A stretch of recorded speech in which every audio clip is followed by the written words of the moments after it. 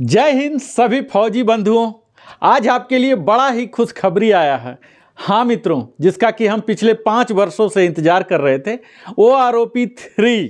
अभी तक हमने 1 देखा, 2 देखा, अब 3 देखने जा रहे हैं। 3 एक धमाका के रूप में आया है, जिसमें कि अधिकतर रैंक को कुछ न कुछ अवश्य मिला है। तो इसे हम विस्तार में देखेंगे। और चूंकि कई पेंशनर का यह शिकायत होता है मुझसे, प्यार भरा शिकायत थी कि आप थोड़ा वीडियो बड़ा बनाते हैं, प्रेसाइज बनाते हैं। तो मित्रों, यह जान लीजिए कि जब विषय बड़ा होता है और हर व्यक्ति का अलग अलग आईक्यू लेवल है, अलग अलग नॉलेज लेवल है, तो मैं एक एवरेज लेवल लेके चलता हूं, उन्हें समझाने का प्रयास करता हूं। इसके वजह से कई वीडियो बड़े हो जाते हैं। लेकिन मैं यहाँ क्या कर रहा हूँ, एक सीरीज बना रहा हूँ, और इस सीरीज में ये पहला वीडियो है OROP 3 का। ये पहला वीडियो आप देखने जा रहे हैं धमाका के रूप में, जहाँ की हम एक परिचय देंगे, जहां की हम OROP का इतिहास के बारे में बात करेंगे।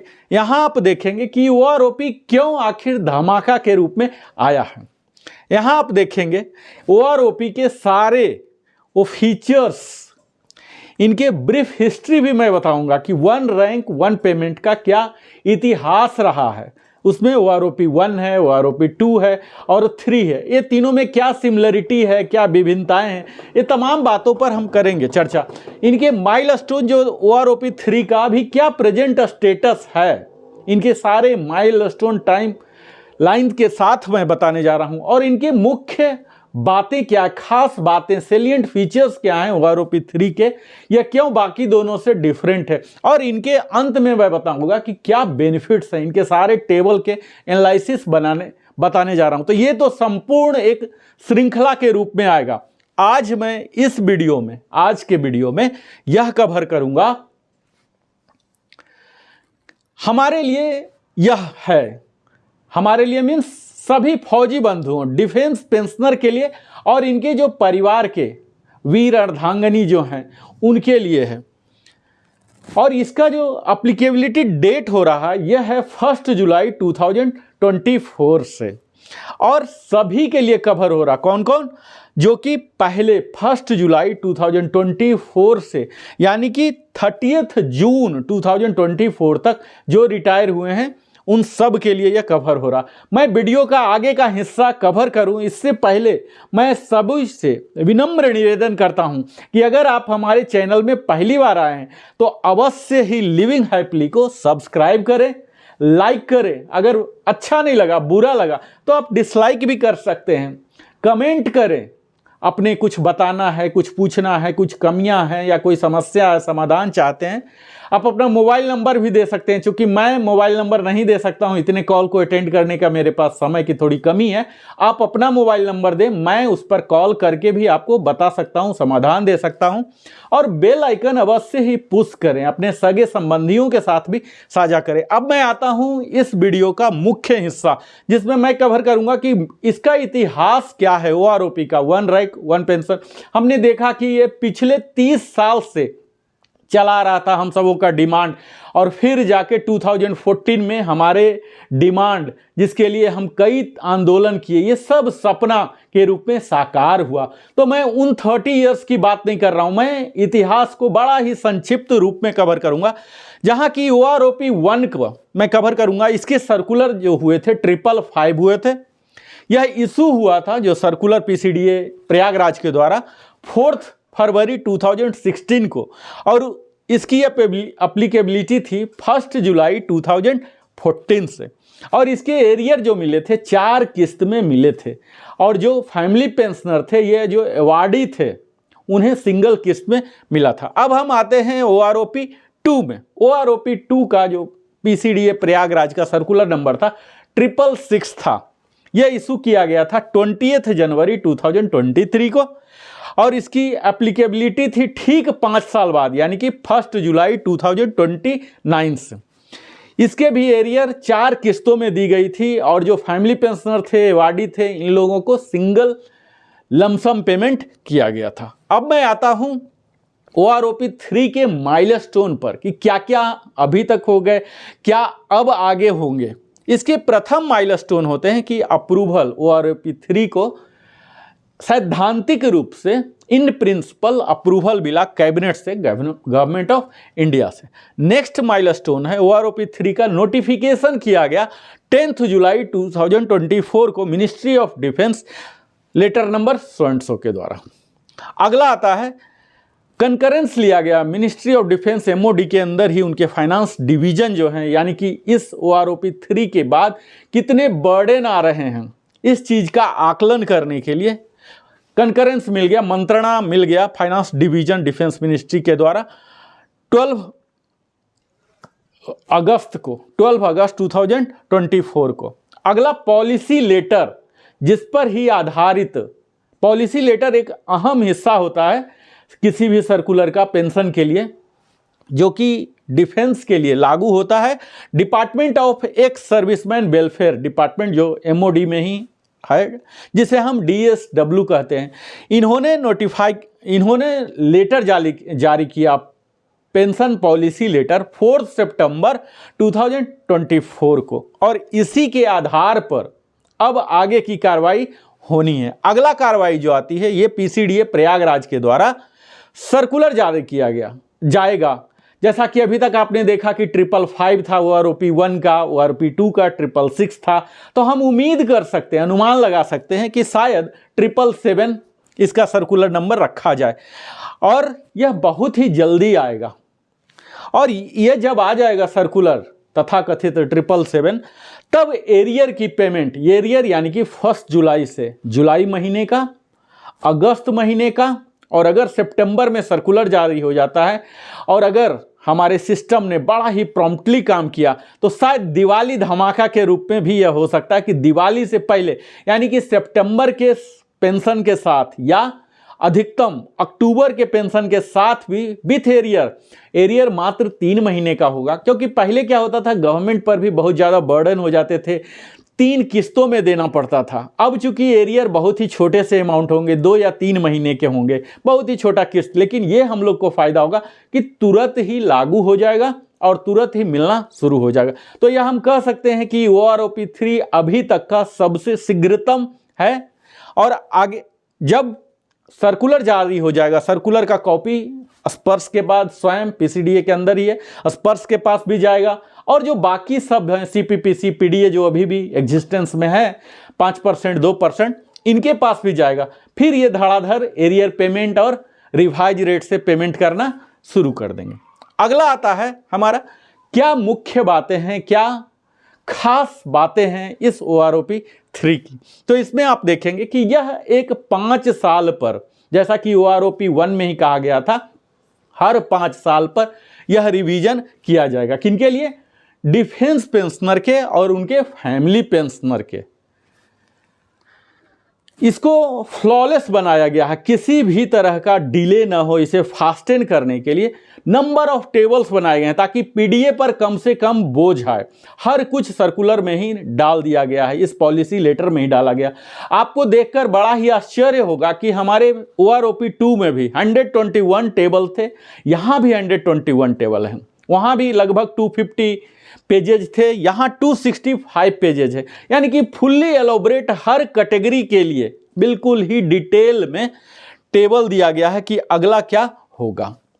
इसमें हम देखेंगे कि कौन कौन से OROP 3 में कवर हो रहे हैं। तो जो रिटायर होने वाले हैं ये कवर होंगे, सर्विस पेंशन वाले, स्पेशल पेंशन अगर किसी प्रकार का है ये कवर होंगे, और यहाँ पर डिसेबिलिटी जो मेडिकली बोर्ड आउट होते हैं अलग अलग वजहों से, चाहे वो attributed to service, aggravated by service हो या ना हो, अलग अलग कैटेगरी होता है। यहाँ इनवैलिडेटेड लिबरलाइज्ड डिसेबिलिटी हो सकते हैं, वार इंजरी पेंशन जिसमें डिसेबिलिटी एलिमेंट भी होते हैं, इम्पेयरमेंट रिलीफ आते हैं, वार इंजरी एलिमेंट भी हो सकते हैं, वार इंजरी रिलीफ भी हो सकते हैं। तो ये तमाम किस्म के यहाँ कवर होने जा रहे हैं OROP 3 में। यहाँ हम यह भी देखेंगे कि ऑर्डिनरी पेंशन जो हमारा सामान्य पेंशन है यह कवर होगा, स्पेशल होगा, लिबरलाइज फैमिली पेंशन होगा, और किसके लिए लागू होगा? तो ये हमारे कमीशन्ड ऑफिसर के लिए होगा, ऑनरी कमीशन ऑफिसर्स जो कि honorary flying officer, honorary flight lieutenant होते हैं, JCO जो हैं ये कवर होंगे, अदर्स कवर होंगे, और नॉन कम्बटेंट जो एनसी इनरोल्ड होते हैं, ये सब इसमें कवर होने जा रहे हैं। यहाँ हम यह भी देखेंगे कि कौन कौन सा ऑर्गेनाइजेशन कवर हो जा रहे हैं। तो डिफेंस, जैसे हमने डिफेंस बोला तो इसमें मुख्यतः आर्मी होते हैं, नेवी होंगे, एयरफोर्स होंगे, डिफेंस सिक्योरिटी कॉर्प्स होंगे जो कि री एम्प्लॉयमेंट, आर्मी एयरफोर्स नेवी कहीं से भी हो सकते हैं, री एम्प्लॉयमेंट के रूप में एक कैरियर लेते हैं, डीएससी में ज्वाइन होते हैं, इनका भी यहाँ अलग टेबल है। टेरिटोरियल आर्मी है जो कि कुछ समय के लिए आर्मी में अपनी सक्रिय भूमिका अदा करते हैं। इसके साथ ही रिटायर्ड हैं, डिस्चार्ज हैं या इनवैलिडेट आउट हैं फ्रॉम सर्विस से, या फिर उनकी मृत्यु हो गई है, तो किसी भी कारण से है तो इसमें OROP 3 में यह कवर होगा। यहाँ कुछ एक्सेप्शन भी है कि अगर वो खुद अपने मर्जी से गए हैं तो वो कवर नहीं होगा। इसमें रेट क्या होगा, तो रेट ऑफ पेंशन जो है ये हमारे फैमिली पेंशनर का या खुद ही, अगर मैं अभी विस्तार में आगे के वीडियो में बताऊंगा कि अगर जो आपको मिल रहा है बेसिक पेंशन, अगर रिवीजन के बाद आप OROP 2 में सपोज मिल रहा है 20,000, लेकिन OROP 3 में किसी भी वजह से, जिसका मैं आगे जिक्र करूंगा, अगर 19,900 है तो आपका 100 रुपये डिक्रीज नहीं किया जाएगा, आपको प्रोटेक्शन मिलेगा। ये जो भी है आपका एडवांटेज के लिए ही रखा जाएगा, डिसवांटेज्ड कंडीशन में नहीं डाला जाएगा। यानी कि आपका प्रोटेक्शन होगा पेंशन का, जो हायर वैल्यू है, जो आपके लिए लाभदायक होगा, यही होगा। तो टेबल में अगर आप देखते हैं तो घबराने की जरूरत रत्ती भर भी नहीं है। सभी defence pensioner, family pensioner, retired, discharge, invalidated out from service या डाइड सर्विस के दौरान या सेवा के बाद, सेवानिवृत्ति के बाद, तो ये सब कवर होंगे। ये सब अप्लीकेबिलिटी में आते हैं कि किनको किनको इसका लाभ मिलेगा, कौन कौन लोग वो हैं जो लाभार्थी बनने वाले हैं। इसमें अप्लीकेबिलिटी में आते हैं कमीशन्ड ऑफिसर होंगे, ऑनरी कमीशन्ड ऑफिसर होंगे, जेसीओ अदर्स होंगे, नॉन कमीशन्ड होंगे, आर्मी, नेवी, एयरफोर्स और डीएससी के, टेरिटोरियल आर्मी के, एक्स स्टेट फोर्सेस के भी जो रिसिप्ट मिल रहा है। इसमें भी एक्सेप्शनल है जो कि अपने मर्जी से गए हैं, अपने रिक्वेस्ट पर गए हैं, तो उन्हें OROP का फायदा नहीं मिलेगा। इसमें नॉन एप्लीकेबिलिटी भी है कुछ, जैसे कि यूके, HK, SRA के CIO पेंशनर, ये खुद कैटेगरी हैं जिन्हें कि OROP डिफेंस कोड से पेंशन तो मिल रहा, लेकिन उन्हें इस OROP 3 का लाभार्थी नहीं माना जाएगा। इसके साथ ही पाकिस्तान और बर्मा आर्मी के पेंशनर भी हैं, कुछ हैं ऐसे संख्या में अभी तक जीवित, जिन्हें मिल रहा पेंशन, लेकिन वो इसमें कवर नहीं होंगे। इसके साथ ही रिजर्विस्ट पेंशनर आते हैं जो कुछ ही समय के लिए काम करते हैं, कुछ कार्य के लिए साल, 2 साल, 3 साल, 5 साल, 6 साल करते हैं और फिर चले जाते हैं। रिजर्विस्ट क्या होते हैं, उनके क्या लाभ हैं, ये सब मैं अगले वीडियो में, किसी वीडियो में कवर करूंगा। तत्काल रिजर्विस्ट पेंशनर को ये नहीं मिलेगा। अगर इस वीडियो को अगर आप ध्यान से देख रहे हैं तो आपको कमेंट में कुछ भी लिखने पूछने की जरूरत नहीं होगा, इतने तमाम किस्म के वीडियो को देखने की जरूरत नहीं पड़ेगा। यह वीडियो मैं प्रयास किया हूं ऑल इन वन। अगर इस वीडियो को अगर आपने ध्यान से देख लिया तो कहीं और किसी और वीडियो देखने की जरूरत नहीं पड़ेगी। मैं प्रयास किया हूं कि हर छोटी सी छोटी बिंदुओं को मैं यहां कवर करूं। अगर प्रीमैच्योर रिटायरमेंट आपने लिया है तब भी आप इसके लाभार्थी नहीं बनेंगे, अपने रिक्वेस्ट पर ही आपने लिया है तो भी नहीं लाभार्थी बनेंगे। इसमें अब अधिकतर लोगों का, हमारे फौजी बंधुओं का यही संदेह होता है, डाउट हो तरह तरह के कि एनोमली भी वो करते हैं। मेरा यहाँ समझाने का मतलब यह नहीं है कि डिफेंस मिनिस्ट्री का या PCD इलाहाबाद का या स्पर्स का वकालत करना, उनके बिंदु को रखना, जो है एज इट इज मैं इस चीज़ को समझाने का मैं आपको प्रयास करूंगा, क्योंकि जब हम समझेंगे तभी पूर्णतः लाभार्थी होंगे। क्योंकि आज समय है, कहा जाता है कि नॉलेज इज पावर, लेकिन उस नॉलेज को आपको अप्लाई करना है, अपने लिए, खुद के लिए इस्तेमाल करना, तभी आप वास्तविक लाभार्थी बनेंगे। तो यहाँ इम्प्लीमेंटेशन जो OROP 3 होने जा रहा, इसका क्या फिलॉसफी होगा, क्या मेथडोलॉजी होगा, किस नियम के अनुसार उन्होंने किया, तो कुछ मूल बिंदु मैं आपको यहाँ आउटलाइन कर रहा हूँ। एवरेज पूरे साल का, कौन से साल का, तो 2023 का जनवरी से लेके 1 जनवरी से लेके 31 दिसंबर तक जितने भी फौजी सेवा से निवृत्त हुए हैं उन सब का जो मैक्सिमम है और जो मिनिमम है, इन दोनों का एवरेज वैल्यू लिया जाएगा। कैसे? इसमें हम देखेंगे कि उनका रैंक क्या है और आपका रैंक क्या है, उनका ग्रुप क्या है, एक्स वाई आपका क्या है, क्वालिफाइंग सर्विस कितना है। ये तीनों डाटा जो हैं मुख्यतः यही मैट्रिक्स में काम आए हैं। हम यहाँ क्वालिफाइंग सर्विस की बात कर रहे हैं। आप जब देखेंगे टेबल, मैं विस्तार से आगे बात करने जा रहा हूँ, टेबल नंबर 7, 8 और तमाम टेबल को बात करूँगा। आप वहाँ देखेंगे कि क्वालिफाइंग सर्विस किसी का 21 ईयर्स है और किसी का 23 ईयर्स है, पर पेंशन जो बेसिक है वो सेम आ रहा, यानी कि पूरे 2.5 साल के लिए सेम स्लैब चल रहा। अब वो क्यों हुआ? वो इस प्रकार होता है कि जहां भी हायर क्वालिफिकेशन है और लोअर क्वालिफिकेशन, तो हायर क्वालिफिकेशन क्वालिफाइंग सर्विस वाले में आउटगोइंग नहीं है, उसका वैल्यू नहीं मिला, या तो जीरो मिला या बहुत कम वाला मिला किसी भी वजह से, अब उनको लॉस हो जाएगा अगर उस वाले को ले लेंगे तो उन्होंने क्या किया कि जो लोअर वाला है, लोअर वाले के पास एटलीस्ट रख दिया। हालांकि इसे आप एक एनोमली के रूप में ले सकते हैं। हमारा तो उद्देश्य ये होना चाहिए और गवर्नमेंट का भी इसमें दखल होना चाहिए कि रिवीजन मीन्स अपवर्ड रिवीजन हर हाल में। ये नहीं है कि क्वालिफाइंग सर्विस किसी का कम था और आपके जितना है उतना वाला कोई आउटगोइंग नहीं है, तो हम कहाँ से डाटा लें, तो हमने जीरो ले लिया तो उसका एवरेज आपके नीचे वाला से ले लिया गया। इस तरह से तत्काल क्या होगा, क्या हुआ है, जो हुआ है यह मैं यहाँ बताना चाह रहा हूँ। क्या उचित है, क्या अनुचित है, यह सबका आप पता कर सकते हैं। आपको यह मालूम होगा कि हमेशा पेंशनर के एडवांटेज में करना चाहिए था, चूंकि हम यह देख रहे हैं कि सर्विस में हर साल व्यक्ति जा रहा है और अधिकतम लेके ही जा रहा। कभी कोई सैलरी, हर साल सैलरी केंद्रीय सरकार में ऐसा देखा गया कि 3% इंक्रीमेंट दिया गया है, फिर स्टैग्नेशन होने का या लो होने का तो कोई सवाल ही नहीं है। तो पेंशन में भी इसी तरह से होना चाहिए था कि हर साल 3% एक्स्ट्रा दे दिया जाए। लेकिन जो भी लॉजिक रहा हो, यहाँ यही लॉजिक, यही मेथोडोलॉजी इन्होंने अपनाया है कि जो मिनिमम का एवरेज है, मैक्सिमम का एवरेज, दोनों को लेके मिनिमम और मैक्सिमम का एवरेज लेके कर दिया। नेक्स्ट आता है हमारा रैंक। आपके रैंक क्या है? कई बार आप देखेंगे इस टेबल में कि हायर रैंक वाला का लोअर रैंक के बराबर मिल रहा है। आप बोलेंगे कि फिर हाई रैंक में रिटायर होने का क्या फायदा? तो यहां भी वही ठीक उसी तरह से फिलॉसफी यहां भी काम कर रहा कि उस क्वालिफाइंग सर्विस में, उस रैंक में जो लोअर वाले हैं वो लोअर वाले ज़्यादा हैं और हायर वाले कम हैं या जीरो हो सकते हैं एग्जैक्टली आपके वाले ब्रैकेट में, तो ये लोअर वाला ही प्रिवेल हो गया। तो इस तरह से आप देखेंगे कि आपके हायर होते हुए भी लोअर का ही एवरेज में वही आके दिख गया। इसी तरह से थर्ड फैक्टर जो है हमारे हैं कि किसी का रिवीजन हुआ ही नहीं, कुछ के तो डाउनवर्ड हो गए, तो आपके डाउनवर्ड नहीं होंगे जो कि मैंने पहले ही बताया, और कुछ के as it is same value भी रह गए हैं। तो यहाँ एक मेथोडोलॉजी यह भी लिया गया कि जीरो है, यानी कि जो OROP 2 में था वही OROP 3 में भी है, तो नो रिवीजन वाले भी हैं। अगला है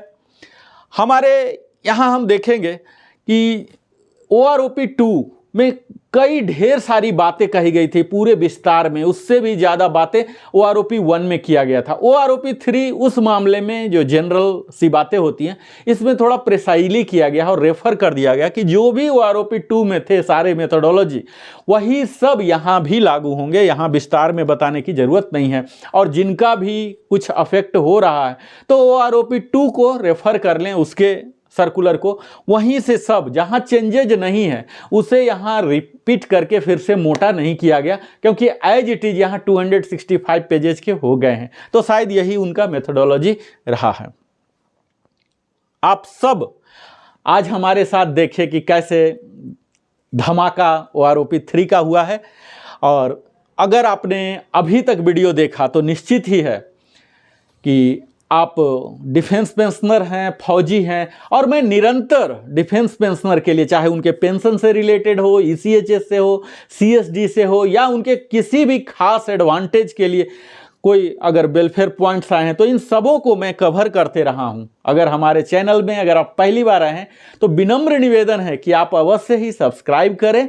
सब्सक्रिप्शन करने से हमारे YouTube का इस तरह से एल्गोरिदम है, हमारे चैनल को, लिविंग हैप्पीली को ग्रो करने का, ग्रोथ करने का, डेवलप होने का एक बेहतर अवसर मिलता है, जिससे हम और बड़ी टीम, बेहतर टीम रिसर्च पर, ताकि आपको प्रामाणिक जानकारी मुहैया करा सके।